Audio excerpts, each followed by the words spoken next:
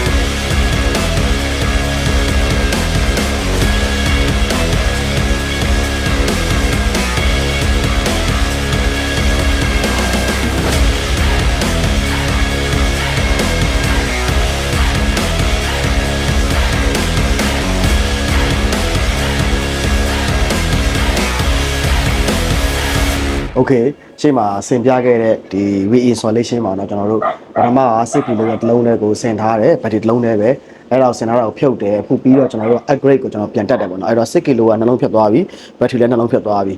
ဒီလိုရှိရင်ကျွန်တော်တို့အဓိကပြောချင်တာကဘာလဲဆိုတော့ကျွန်တော်တို့ရဲ့ဒီ system design ပေါ့နော်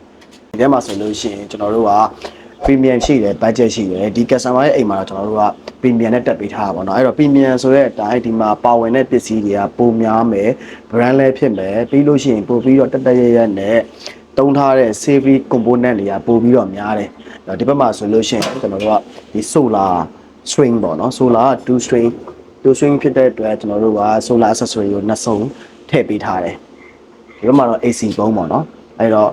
customer အိမ်မှာဆိုလို့ရှိရင်ကျွန်တော်တို့က budget ဆိုလို့ရှိရင်ကျွန်တော်တို့ဒီ breaker ampere site ကြီးတစ်လုံးထဲကိုပဲကျွန်တော်တို့ကဒီ battery များသွားတယ်ဆိုလို့ရှိရင်ကြိုးတွေတနေရာထဲမှာ compound လုပ်ပြီးတော့ဒီ inverter ကိုလွှတ်ပေးတာပေါ့နော်ဒါပေမဲ့ကျွန်တော်တို့ကဒီအိမ်မှာကျတော့ premium ဖြစ်တဲ့အတွက်ဒီ bus bar ပေါက်တွေကိုတေချာထိုင်ပေးထားတယ်ပေါ့နော်ထိုင်ပေးထားတဲ့အတွက်သူရဲ့ ampere ကြိုး site တွေအားလုံးကညီညီမျှမျှနဲ့ battery တွေရဲ့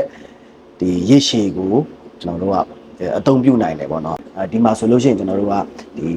system တစ်ခုလုံးကိုကျွန်တော်တို့က12 kg ရှိတယ် grower 6 kg နှလုံးတက်ပေးထားတယ် battery ဆိုလို့ရှိရင် Baico ဒီ 314A နှလုံးတက်ဆင်ပေးထားတယ်ဒီ solar ဆိုလို့ရှိရင်နောက်မှထပ်ပြီးတော့ကျွန်တော်တို့က switcher ဆောက်ပြီးထပ်တိုးမှာပေါ့နော်အဲ့တော့ solar ဆိုလို့ရှိရင်ပုံမှန်990 watt ပိုက်ပေးရှယ်